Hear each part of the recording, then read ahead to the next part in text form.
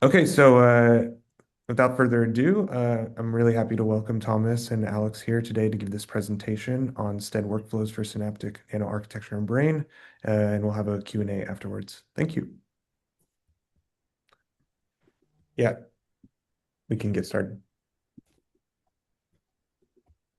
Okay, great. Thanks so much. It's really quite lovely to be here. I really appreciate the work that you guys are doing just in general across all the microscopy domains and BINA and this nanoscopy user group. I think is really exciting, and I've only been to one meeting prior, but it's now sort of on the list of de rigueur things to do for the lab. So it's really a great community you're building here.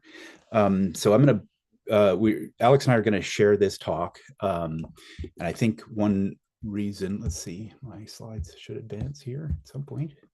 Oh yeah, there we go. So one reason I'm happy to do this talk today is that out of the lab, almost everybody now is doing STED on their projects. We've been a single molecule lab for a long time, so I'm going to start going over some of the background we've done using single molecule approaches, and then just kind of blow through some of the STED data that we have on a few different things, and then turn it over to Alex, who will really walk through the last part of the talk where we're developing a nice generalized workflow for synaptic detection in brain.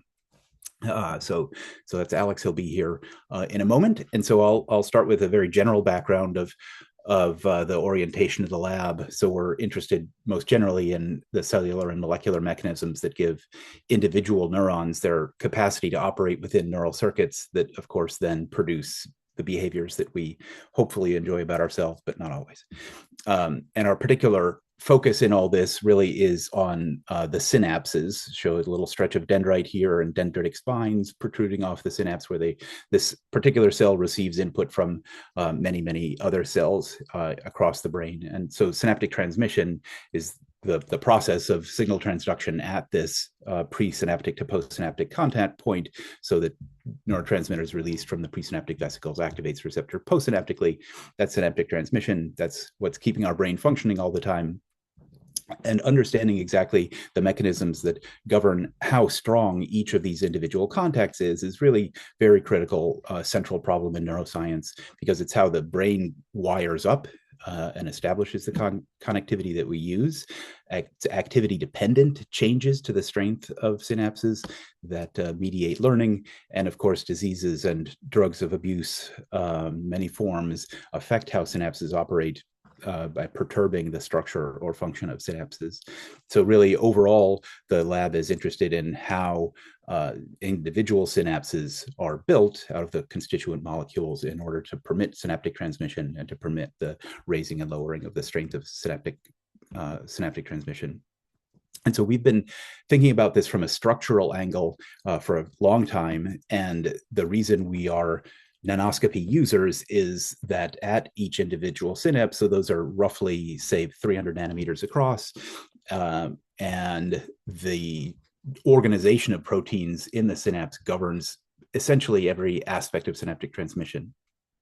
This has been really most apparent presynaptically, where for many decades now we've realized that calcium entry through calcium channels that triggers the fusion of vesicles depends on anchoring those vesicles nearby the calcium channels, and the exact distance from the calcium channel determines the not only the calcium sensitivity of release, but really how the synapse responds to various frequencies of transmission, how many vesicles release. So all these various aspects of presynaptic function depend on the positioning of the vesicle in respect to calcium channels. So we're going to be looking a lot at a protein called MUNC13 in the presynaptic neuron that establishes where the vesicle fusion sites actually are. But this dependence on nanometer scale organization really is very critical for the activation of receptors here in excitatory synapses. The glutamate is the neurotransmitter, and there's now abundant evidence that receptors that are close to the site of release and experience a high transient spike of glutamate following fusion get activated the most readily, to their near maximum extent, whereas receptors that are far away probably don't get activated very well. So understanding all these components of synaptic architecture is the core work of the lab. and we and many others have worked on this over the years, and seen that using single molecule techniques and STED and SIM, you can see that we have this sort of built a nomenclature for how we understand the organization of synapses are really put together. The individual molecules are assembled into what we term nanoclusters, which for us is we use the term nanocluster to define a grouping of identical molecules. Then nanodomains are the assembly in our terminology of multiple nanoclusters of different proteins. And so entire postsynaptic densities here are illustrated as arising from really the assembly or grouping of several different nanodomains. So that's on the postsynaptic side, just that type of nomenclature. But the critical issue about synapses that's been kind of documented over a number of years now is that presynaptic nanoclusters of, for instance, Monk13 are really structurally aligned with nanometer precision across from postsynaptic clusters of AMPA receptors and scaffolding molecules like PSD95. And that transsynaptic alignment we term to nanocolumn, and that really enables maximum synaptic transmission strength, but it also allows the synapse to adjust synaptic strength over a kind of a wide range, actually. And so it establishes what we think is a core principle of synaptic transmission in the brain, which is that it's graded at any individual synapse. And this is one of the mechanisms that allows the synapse to be fine-tuned over development or behavior. Okay, and then also, you know, these nanodomains and synapses really are unique kind of biochemical compartments, and so it really maximizes the amount of information transfer and information coding that an individual synapses can achieve. So we've used a lot of different methods over the years to document this kind of thing, but I think I'll just go through a few different experiments that we did with DNA exchange paint, because this has turned into just an incredibly powerful quantitative multiplexing approach. And I think everybody here may well know what DNA exchange paint is, but this was really spearheaded in my lab by Aaron Levy, who during COVID started really kind of building up the tool sets for us for using DNA paint. And this work with Mike Anderson and Purna Dharmasri was looking at the organization of NMDA receptors in the synapse. So for DNA exchange paint, you're labeling your target with antibodies or nanobodies or something like that. But the critical thing is that they aren't labeled with fluorescence, they're labeled with DNA strands. So then you can achieve the blinking labeling that you need for single molecule localization by flowing in the complementary strand of DNA tagged with a fluorophore. And then you can use localization microscopy to map these and exchange the imaging strands to image more than one molecule at a time. And so the example for us really is a neuron grown in, this is a rat hippocampal neuron grown in culture, transfected with this version of GFP. Seen in wide field, it's rather ugly, but you can do the DNA paint on it, get a really much higher view of the GFP, and then also at the same time stain any number of proteins that you might like.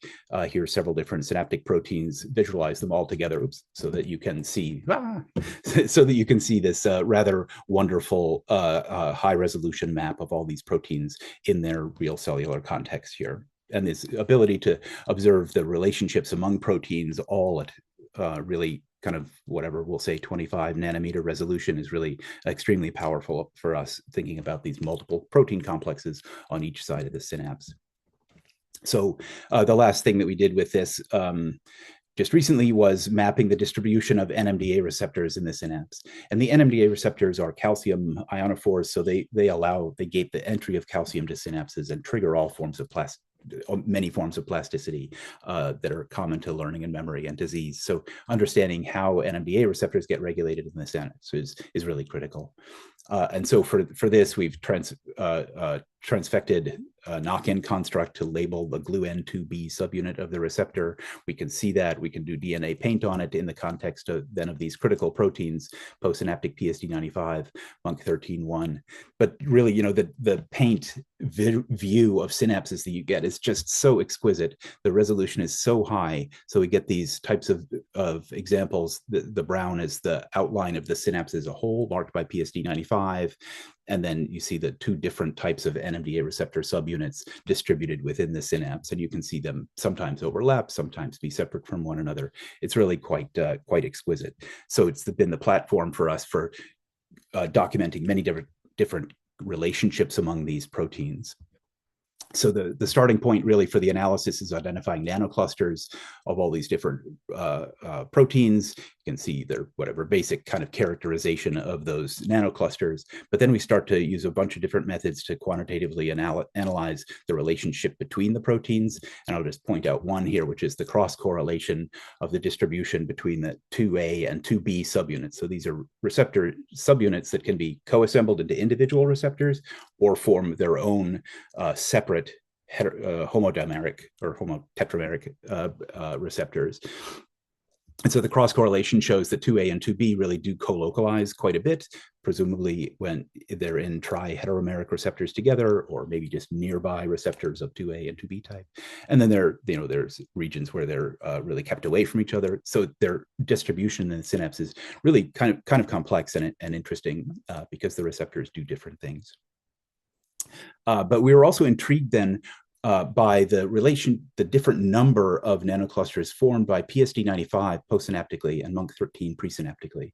And this was key because we wanted to understand what the relationship was between NMDA receptors and these presynaptic release sites.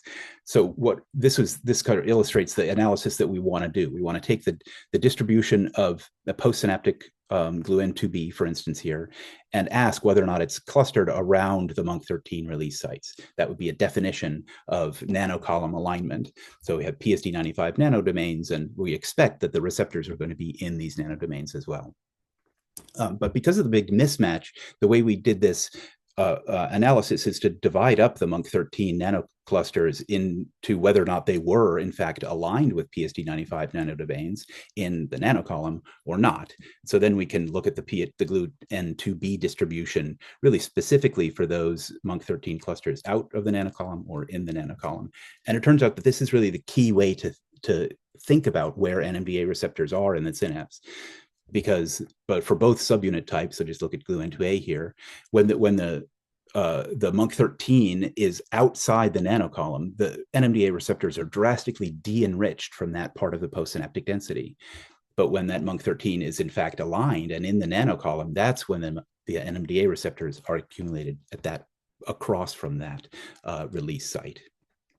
So the summary kind of illustration of the organization of these receptors is really that we have MUNC13 release sites, and NMDA receptors are concentrated really only at a subset of those that are postsynaptically aligned with PSD95. And in fact, they're usually offset a little bit, and we think that leaves room for more AMPA receptors and other molecules directly across from the MUNC13. So it establishes, it's a really clear illustration of why you need to be able to look at so many proteins at once at high resolution to understand the mechanisms that really are driving their organization. And we think this is really important because for the case of NMDA receptors, they are, in fact, you can regulate this distribution through receptor activation, and we don't have a way of really doing the electrophysiology to measure responses at these individual synapses and then to manipulate this organization, to test the physiological importance of it. But what we can do is put all these beautiful receptor and protein localizations into a model and predict biophysically how the synapse will operate. And so we teamed up with Rosie Lagai at the Pittsburgh Supercomputing Center to take models of NMDA receptor activation and plug into that model in MCell the real maps of the actual functionally important proteins, the location of all the MUNC13 release sites, the locations of each of the individual receptors in the synapse. Then you can predict, based on glutamate diffusion and receptor kind of kinetic biophysics, you can predict how many receptors are going to get activated by release from any of the individual release sites. And then we can test whether or not that particular organization of NMDA receptors was important for establishing how well they get activated by the release sites. And so we can simulate the opening of the channels with either the real distribution of receptors and release sites, or we can disorganize one or the other. And so this is making the receptor positions uniform across the synapse instead of their clustering, and the response goes down. And similarly, if you uniformize or redistribute the release positions, the response also goes down. So it's really this particular positioning of the receptors within the synapse across from a subset of MUNC13 nanodomains that establishes their high release, their high activation probability. So, it's just an example of the types of insights that are possible from this nanoscopy. So those are all localization stuff, and the rest of the talk really is going to be STED. So we got our Avirear line, a facility line, a couple of years ago now, almost, and it's just been very gratifying how quickly everybody in the lab and around the university is adopting this. It's just exciting. And so I'll blow through a few different things we're doing with it and then turn it over to Alex. But the first thing that we did with this was in the context of the NMDA receptor mapping paper, where we were concerned that, because we're loading up a lot of different antibodies into the synapse, and we were concerned that steric hindrance among those labeling reagents could limit our ability to detect the relationships between nanoclusters. So our first use of STED was to test this. So this was done by Martina Dementi in the lab. And what we did was take a labeling approach and create two different labeling strategies for two sets of synapses to test whether or not the way we're labeling receptors, make one really crowded by labeling with primary and secondary antibodies against the GFP tag receptor, would make one really crowded, or versus one that's labeled the way we did for the paper with the most minimal kind of labeling on the individual nanobody. And then if we can compare the characteristics of the nanoclusters in these two cases, we can ask about sterics. So the critical thing is that, of course, we're labeling the GluN2A in the same way in these experiments, and the GluN2B is labeled differently. So we were expecting that we would see larger GluN2B nanoclusters because of the bulky antibodies adding to the size of the nanocluster. But the relationships between the nanoclusters should not be changed, because we don't think the sterics are enough to really distort that. And so these are the results, and we don't need to go through the details really, but you can just look down at the summary here and see that in those two groups of staining, the GluN2A nanoclusters, of course, look the same because they were labeled up exactly the same way. And indeed, just as we were kind of expecting, and I guess I would say also hoping, the GluN2B nanoclusters were larger when we labeled with the primary and the secondary antibody together, just as you'd expect. And really critically for the science of the paper, the nearest neighbor distribution between the GluN2A and GluN2B subunits was not different. So even adding all these extra bulky antibodies didn't affect our ability to detect the spatial relationship among these nanoclusters. Mm-hmm. Okay, so that was just sort of finishing off that paper, and now we've just been doing so many other things with STED. I wanted to do a few things here. So this everything's in synapses, kind of, but this is a project run by Emily DeMarco, a graduate student in the lab, and she is examining this adhesion molecule PTP sigma that we think is presynaptic, and we think might help align NMDA receptors and the presynaptic release sites. And so she has been working on this. It has a whole paper that we're about to submit that's really pretty cool about the role of PTP sigma. But the particular question here was really even the most simple one. It's like, people talk about it as presynaptic, but is it actually presynaptically localized? So it doesn't do well as an expression construct. So we've been using antibodies to label it. And so Emily and fellow graduate student Samira Midias have used kind of a nice workflow, a little version of workflow that's sort of standard for the field, but we adapted it really nicely, I think, for asking whether or not PTP sigma antibody staining shows up presynaptically.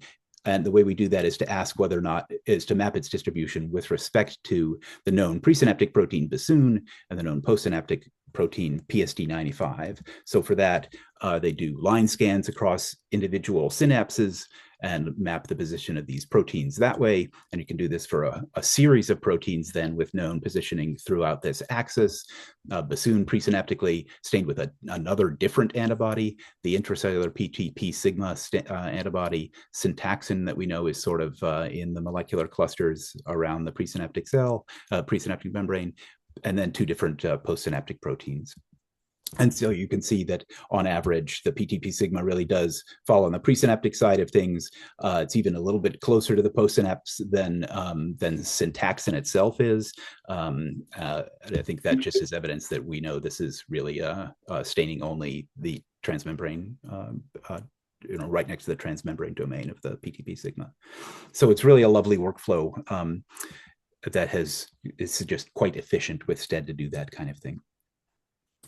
So then, working, all that stuff has been in cell cultures. And so we're really, of course, interested in pushing this into the brain so we can document the native synapses and their regional differences, for instance.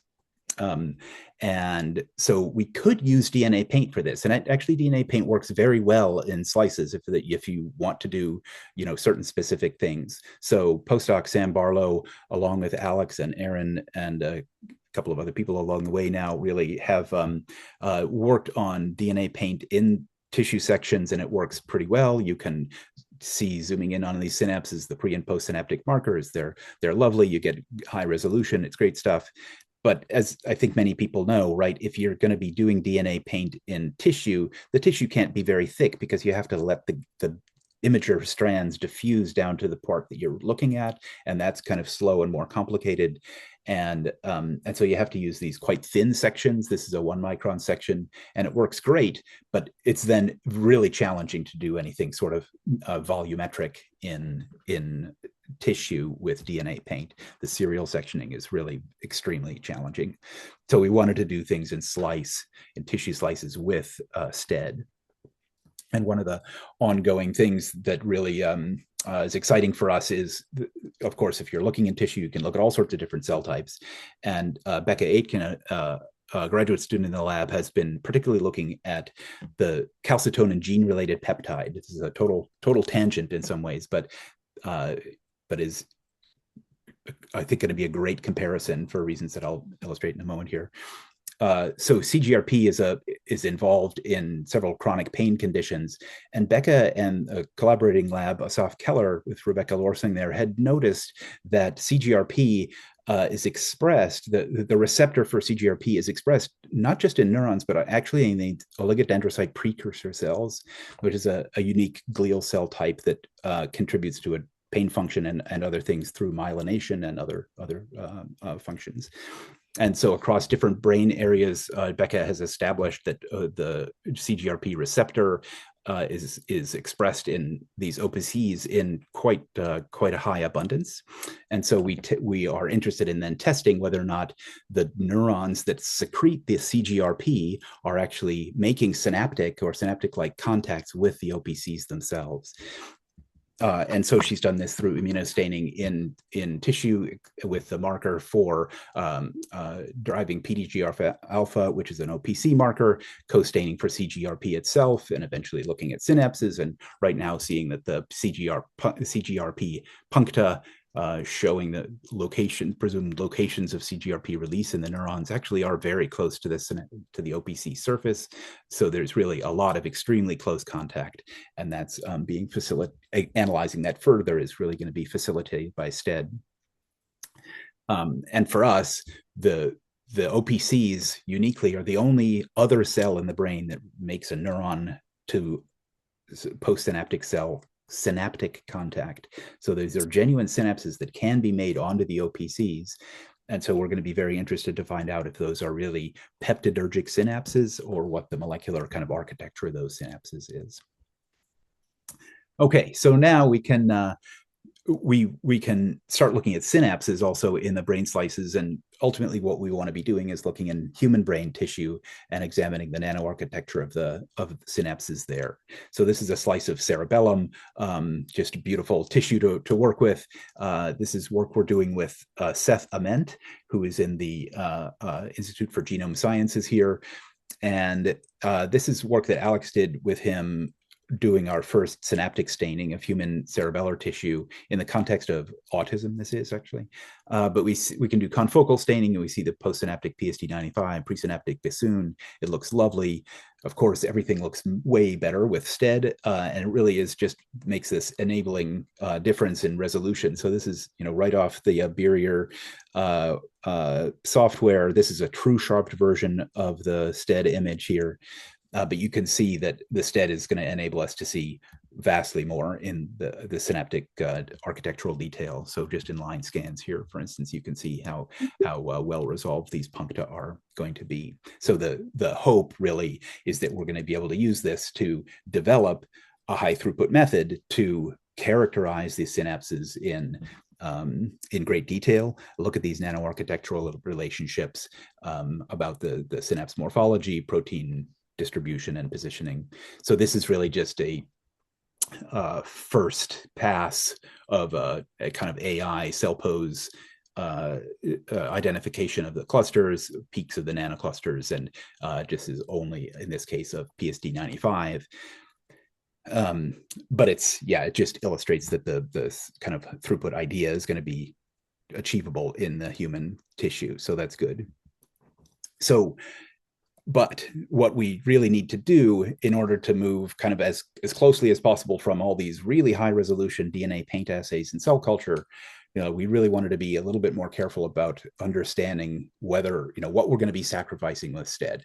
So it's presumably going to be a little bit lower resolution as we gain the ability to do tissue volumes in the brain. So we wanted to really understand that difference and make sure we were just able to see what we were going to see with STED. So we did a direct comparison of STED and DNA paint in the same samples. And this is in cell culture here, just to help us know what we were going to be looking at. So what we did is label Monk13 with the antibody to Monk13 that we've been using, and then label with two different probes that we could use for STED or DNA paint. So this is a single primary application and then two different secondaries, either a nanobody, a anti-rabbit nanobody for DNA paint carrying the DNA strand, or a secondary antibody, a goat anti-rabbit that was carrying star red for us to look at with STED. So then after the staining, we can do DNA paint imaging and then mount the cover slip and do STED imaging and go back and find the same sample. So it really is a nice direct comparison of these things. And we didn't do this very many times. It wasn't really for quantitative comparison, although I think it would be very useful to do that. But for us, it was just important to see that we take the same field and things look at the gross level pretty similar. You can start to see that all the sort of features are represented in both. And then when we zoom into individual synapses, the STED and DNA paint views that you're getting of this are really very satisfyingly similar to each other, right? Even down to some of the really very fine details about what's being shown up, the clusters of protein with each visualization method. Mm-hmm. So I guess the bottom line is that STED and DNA paint can achieve, actually, to us, it was surprisingly similar results in terms of XY resolution. But then, each of the methods comes with some specific challenges. So I guess given all that, it was really for us full steam ahead. We need to push forward on developing the workflows for STED analysis in tissue so that we can carry forward with that. So, there's several different things, I guess, that we're doing in the lab following on what I just said.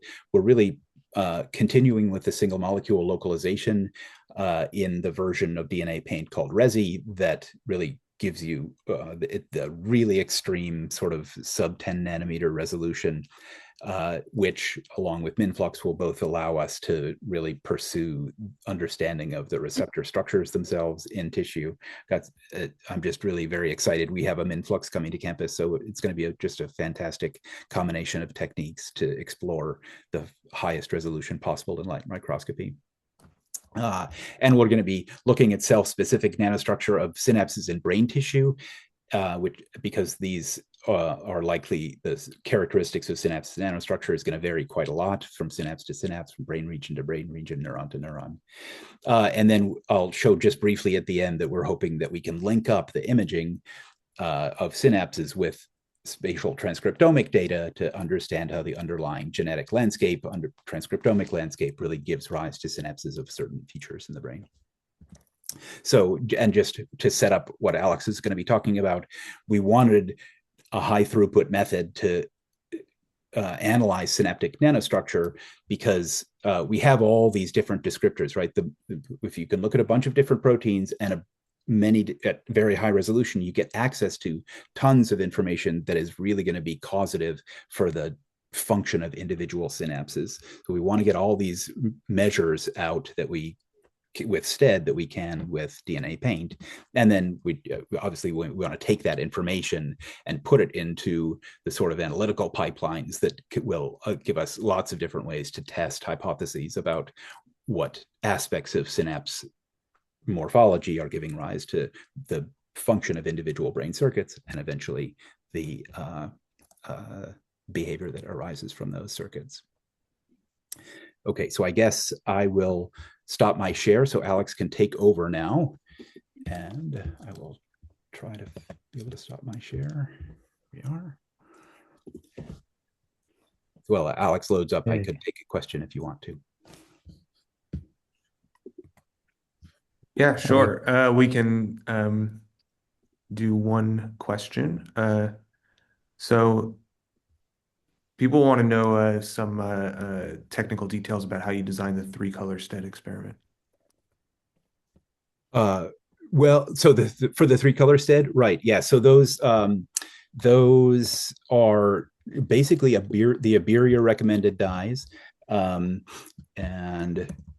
we the 460L is what we have because we have only we don't have the unusual longer wavelength laser for excitation. We only have the one depletion laser, but that 460L is, so long as the staining levels are sort of appropriate, I think we can get pretty good STED out of it in the right circumstances. So that's turned out to be sort of routine for us. It's slightly lower resolution, but did do pretty well for that. So we had to choose what protein to put it on. It's not going to work every time on the dimmer proteins, for instance, but it has worked pretty systematically.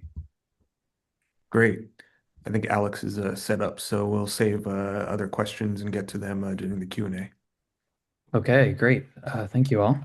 So, yeah, I'm excited to talk about my piece of this endeavor that I've been working on with Aaron and Martina in the lab. So when switching from, let's see, change slide. When switching from imaging synapses in culture to imaging synapses in tissue, one of the key challenges is that neurons in tissue don't grow in a nice flat layer. And so the synapses in a brain slice are found across many different Z depths, as you can see in this video.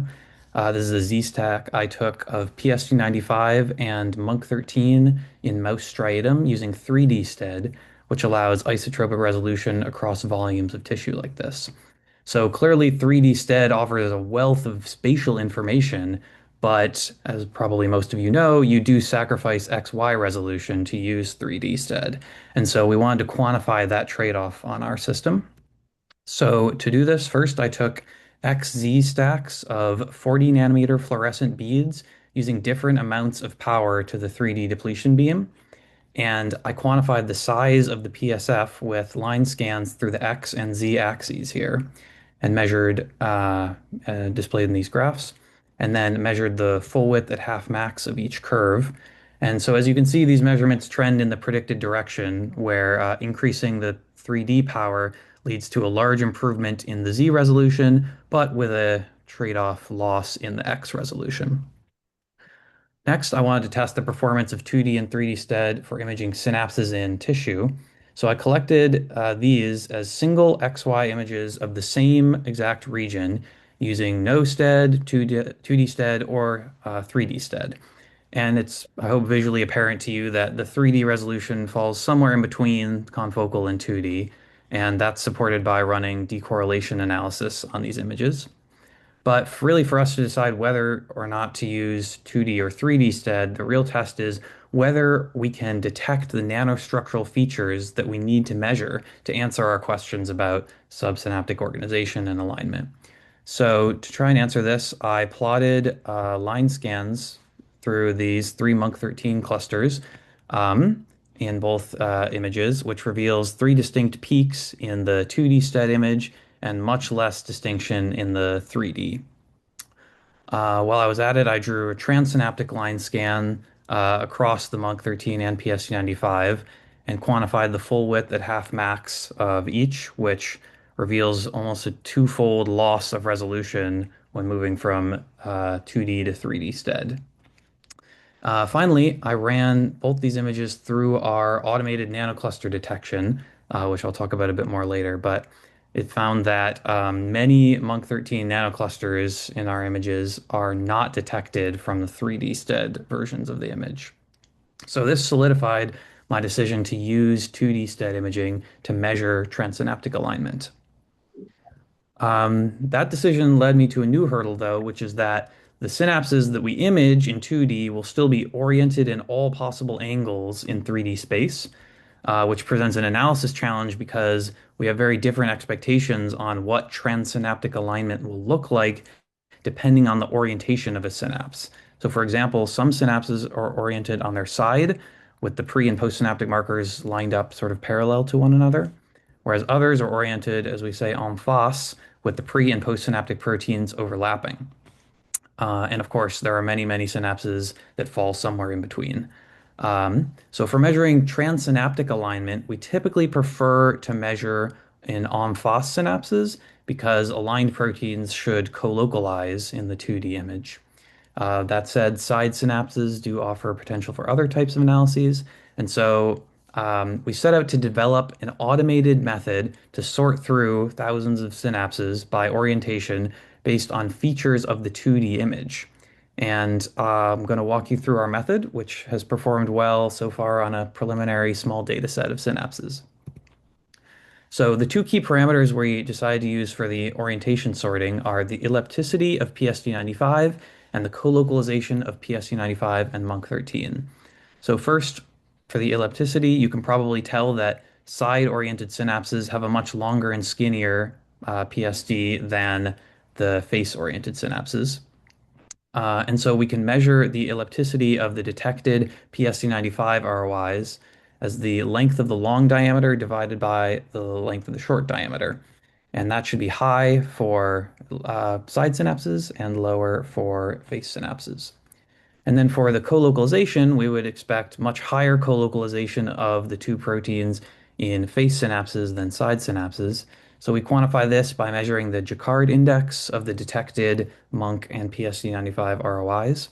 And we then experimentally determined cutoff thresholds for both of these metrics that determine which group each synapse gets sorted into. Um, so yeah, as I mentioned, for measuring the transsynaptic alignment, we particularly care about en face synapses, and so we decided to add an additional step to help filter down to only the most en face synapses. So if you take, for example, these three hypothetical synapses in 3D space with our focal plane cutting through them, this XY plane, um, we can probably tell that this synapse is on its side, this one is en face, and this one is angled somewhere in between. So we wouldn't want to analyze this with our en face analyses, but when you view these three synapses in 2D stead, it can look something like this, where these two are obvious what category they belong to, but the tilted one could be mistaken for an en face synapse that is, just has slight misalignment between the proteins, or somehow makes it through our earlier sorting steps. And so we thought that we could add an additional filtering step using a single plane 3D stead image. So if you imagine these two postsynaptic densities in XZ projection here, they are both completely excited by the Z spread of the 2D stead excitation. However, if we add 3D stead focused in the same place, uh, we will excite a much smaller area of the tilted postsynaptic density, but excite roughly the same amount of total area of the en face PSD when you consider it in 2D. So you end up generating an image that looks something like this. And we can compare the total area of Mhm. this synapse in 3D to the total area in 2D, and then throw out any that do not sufficiently overlap, because that is our way to determine that they are tilted. Yeah, good. So next, I'll just step through briefly the overall pipeline that we're working with. So the first step is synapse detection of PSU95 and Monk13 objects. For time's sake, I didn't really discuss this step today, but you can use cell pose, as Tom already showed, or another segmentation strategy. Um, Next, we do the step I just talked about, where we discard PSDs that are not sufficiently detected in 3D. And I should mention this step also has the additional advantage of discarding synapses that are too far away from the focal plane and therefore have lower resolution. Third step is to discard synapses that are too close together to analyze. Next, we separate synapses into on-FOSS and on-side groups based on the aspect ratio of the postsynaptic density. The next step is with the Monk13. Because the Monk13 synapse detection often separates Monk13 from the same synapse into different ROIs because it's so clustered in my images. So in this step, we assign every Monk13 to a PSD and then group all the Monk13 from one synapse into a single unified ROI. This also allows us to discard Monk13 that does not have a detected PSD. Um, and then in this step, we use the Jacquard colocalization measurements to filter down the en-face and on-side synapses by their respective cutoff thresholds. And then we can feed these lists of sorted synapses into respective analysis pipelines for side and face. So just a couple of examples that we've automated out of this workflow run on a preliminary data set of a few dozen synapses each. So here we have a side synapse with the detected ROIs, and we would be interested in synapses like this in doing line scans across the pre and postsynaptic axis to gain insights into the distance of proteins from one another, similar to the PTV sigma analysis that Tom talked about earlier. And so to increase the throughput of these line scans, we developed a method for automated line scanning that measures the long axis of the PS295 ROI and then draws a line scan perpendicular to that through the pre and postsynaptic proteins.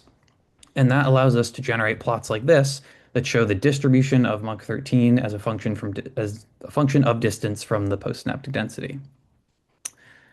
And then in our en-face synapses, we have nearest neighbor distance between nanocluster peaks measured. So the nanocluster peaks we've detected are marked by X's here, and the overall synaptic ROI is the red border.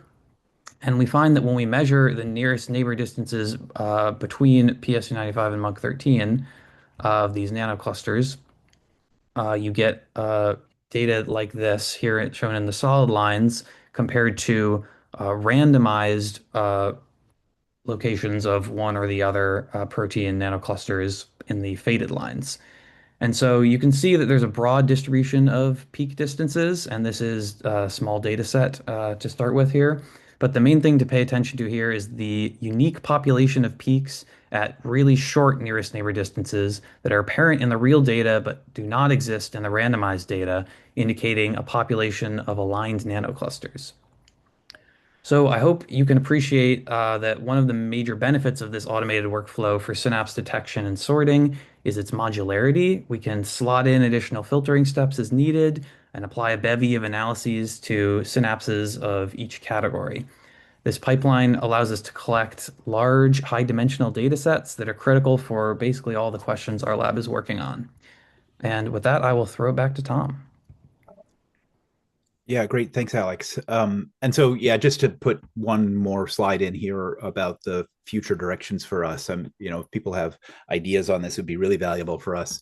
But one reason we want to collect as much data as possible on individual synapses is to sort of create a parallel in some ways to the types of dimensionality that you get out of transcriptomics. That'll be, I think, really important for understanding how cell type differences establish different types of synapses. So we're working with Seth Ament to do the types of analysis that Alex just said on brain slices that are taken immediately adjacent to brain slices that are being used for spatial transcriptomics. So Seth has done, for instance, a Curio data set on this particular slice. Alex and a student from the Ament Lab, DT Biswas, did the imaging on it. You can see we get this sort of PSDs localized individually. This was a pretty low resolution data set that we got earlier, so it's just PSD95. But even just with that, you can advance, Alex. We can do the with a limited number of parameters we have on PSD95 alone, we can do a principal component analysis, identify subtypes of synapses, and then Alex did imaging at various different regions around in the cerebellum, and it turns out that the subtypes of PSDs can be found differentially distributed within the brain section, suggesting really that the transcriptomics and the cell types that we're going to be able to identify will be able to help interpret those in the context of synaptic structural features. All right, so yeah, you can just advance, Alex. So I think he and I showed very nicely that super resolution has in fact enabled quite a bit of new understanding of how synapses are operated. That's going to be differing by cell type and brain region, and that's the big push for us, is for how to examine that.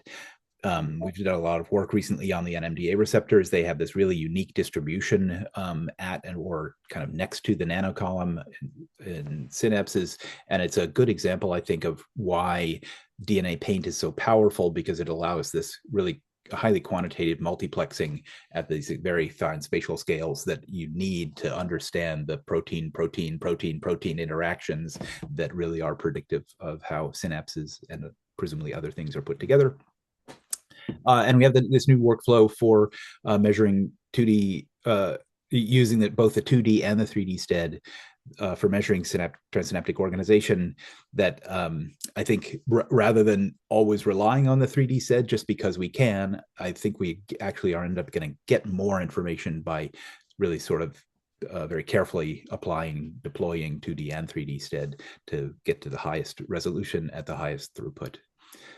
And Alex, just to the last slide of thank yous. So, yep, lots of people to acknowledge. I think I pointed out everybody in the lab who's been doing this work along the way, and yeah, happy to stick around and answer as many questions as people want to come up with. Outstanding. This is really cool stuff. Really amazing images and really great quantification. The quantitative analysis, I think, is really excellent. Thanks. Pushing it into that area. So, just because you mentioned it, I'm going to start off with a question that I had came up in your last slide, and you mentioned it a few times. So, like, how are you thinking about doing these super resolution images in the context of like larger brain regions that you want to image? What size like fields of view are you usually imaging in the 2D and 3D modality? And maybe you have any tips for like imaging these large fields of view? Well, yeah, okay. So maybe I will let Alex talk about the Yeah. specifics of the fields that he's been doing so far. But I will say that nothing against a barrier. We love a barrier. We love the system. But the first thing, once we did got figured out, okay, we're going to do this. We set up a really huge tile scan and left overnight on that kind of curio section, and we came back the next day, and the montage was completely screwed up. It was like really disastrously wrong. So there's definitely some kind of unanticipated challenges there. So Alex, what are the regions that you feel like are going to be useful for this along the way? Yeah, so I mean, as you just said, the key challenge is drift over a long time, or some kind of technical bug. But the I'm able to consistently acquire regions that are probably 10 micron square, 10 by 10 micron. with minimal drift that would affect the imaging. Yeah, and so I think our strategy really is going to be to set up lots of little regions around the section, and we'll just try to do as many as we can. We'll have to sort of see what's going to be reasonable there, but we're never gonna do a centimeter brain slice like they want to do for the spatial data. So we'll just have to see. Cool. So I'll go to some questions in the chat before turning to questions with the raised hands. So let's see. Yeah, from Maria, would these line scan or on FOSS transsynaptic analyses be transferable to expansion microscopy images? Yes, definitely. Yeah, no reason they wouldn't be at all. The convenient thing for us is that it was only a 2D analysis, but in expansion, we did some expansion analysis earlier with Ed Boyden, looking for some of these same kind of things, cross correlations, transsynaptic alignment, those kinds of things. And so there's always a little bit of work going between 2D and 3D analyses, but I think it was especially challenging because we were going from single molecule localizations to expansion, and those are pretty different data sets, whereas STED versus expansion is pretty straightforward. So I think that's going to be quite straightforward to extend. There was another Great. question up in the chat. Why not acquiring the other side of the slice in your DNA paint experiments, the 1 micron thick sections? So if you flip it over, were there any advantages, disadvantages? Flip it over. I guess I'm not quite sure there. So Nicholas wrote that why not acquiring the other side of the slice? You should not have DNA paint issue anymore in that way. Well, so I think I don't think it's feasible to adhere this section to the cover slip and then also flip it over. But really, then anytime you move it, you're never going to be able to register those two things together. So in principle, we really could do multiple Z sections. I think we could do, say, 2 or 3 micron sections probably successfully with DNA paint. And Alex certainly tried 10, and that was never going to work. But it just takes so long to reconstruct it all, so I think it would be possible, but it would be just extremely challenging.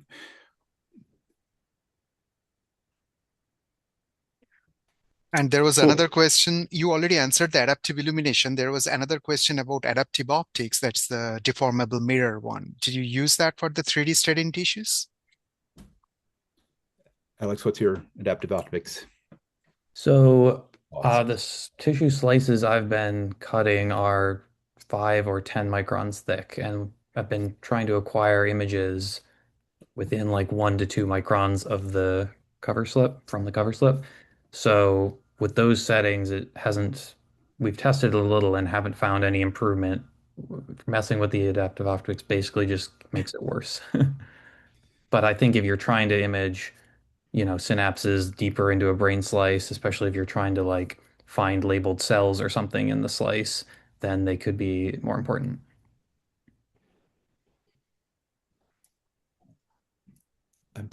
Do you want me to just take questions out of the chat, or maybe, That would be great. Yeah. or let's take Randy, who's had his very patient hand up for a while. Oh yeah, no. So many things in this are so exciting. I really enjoyed the tilted the analysis and the ability to recognize from a 2D image the tilt of the synapses. That's really exciting, and I think it's something I'm going to try to incorporate. Um, as I study similar structures but very different, so gap junctions in between astrocytes, very similar looking, but in that type of analysis is going to be really useful for us. Yeah. My first question is kind of simple technical. So we've been changing on our barrier scope, the going to like a zero point 0.8 numerical or uh, zero point 0.8 pinhole, reducing the pinhole to zero point 0.8 airy disk. But so have you considered that? Have you seen, like, is that an approach that you might take in the future or something like that? Yeah, Uh, I actually use a zero point 0.6 area Oh, okay. All right. pinhole. So, and that's with the 3D. I mean, so you can only you don't need to take 3D all the way to 100%, right? The 3D stead. Yeah, good question. I guess I've been doing that, or I'm noticing the effects of that principally when doing the 2D stead. Oh, okay. Yeah. we, yeah, I don't know. We didn't, did you do a systematic kind of pinhole scan for the 3D? I don't remember. Yes, for 3D, I'm not sure. No, I don't Well, think. yeah, in any case, but for the, like for this, the 3D power that we're using for the single plane is really critical. I'm seeing Yeah. Allison asked whether or not we change the ratios of power to for the 2D and 3D to kind of match them. Um, yeah, did you? I guess my question was like, can you do a similar determination of the angle of the synapses depending upon by altering the pinhole width and then comparing the resulting image at that single 2D plane as opposed to cranking up the 3D stead and then using that as a comparison to the 2D stead. Do you think the pinhole width might be able to give you similar information? I think that's a good idea. I'm not sure It's, about the trade-off of like signal loss, Yeah. but it's certainly something yeah, we could try. Yeah, it yeah, might be a nonlinear signal loss or something, but you might get the same thing with the 3D stead as well with the depletion. it does seem logically like it would be very comparable. Although I would imagine that the difference in 3D is going to be so much more that I kind of guess that it would be more efficient that way. Um, and so yeah, Allison's saying she used 60/40 for, so 40% 3D power for things, and Alex, you ended up using, but not in, I can't tell if Allison you were talking about stacks there, but uh, Yeah, Alex, what for was? the It probably depends on your fluorophore too. I've been using 50 3D and then a zero point 0.8 area unit pinhole, and I've been trying to. That's where the sweet spot for like Star Red and 594 has been for me in that general, and I just try to set it at that normally. But yeah, I was just wondering because that's so exciting because that's a problem that I always have is trying to be able to see whether or not we're just seeing like an elongated gap junction plaque structure versus one that's tilted on its side because they're just like synapses. They're all different directions within the tissue and stuff like that. But yeah, um, yeah, and then just mentioned that we're working on doing stead on spatial transcript, the stuff that went through the spatial transcriptomics, the actual section as well. So there's a lot of like tricky workflow specific things with regard to using restaining the tissue after it's gone through the spatial transcriptomics multiplexing. But Yeah, and it probably depends on the spatial transcriptomics system and approach that's being used that you would have to kind of adapt before that. But yeah, I'd be happy to chat about that anytime. that would be awesome. I'd really like to. Alex, yeah. do you know whether or not this, what's the fate of the slices when they come out of the curio? Are they like melted off or something? What?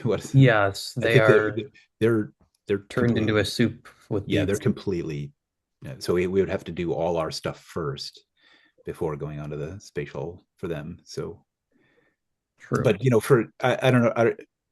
I'll be curious because maybe those gap junctures will be, or the FAs will be really, it really is kind of similar, but maybe easier because for the synapses, I think the big challenge, just sort of logically for us, is that the synapses are not next to the cell bodies where the cell ID is going to be taking place. So we really have to figure that out. I think we're going to be doing this mostly on a like kind of regional basis, like are the synapses in this, we've got a cell body layer and the synapses this way versus that way are going to have different relationships to one another, I would imagine. But With the gap junctions, they can be larger and like the end feet and stuff like that. Yeah, we're looking at astrocyte gap junctions, but out in the processes, these processes are like 100 nanometer thin, like super thin processes, and then yeah, the gap junctions range from 50 nanometers across to like a micron across. So it's Hmm.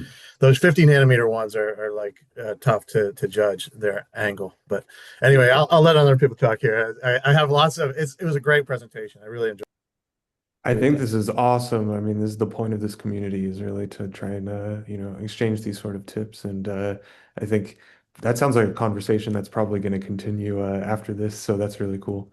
There I was wanted to another go to question in the yeah. chat, Ethan. I think Alex can take that about the analysis package.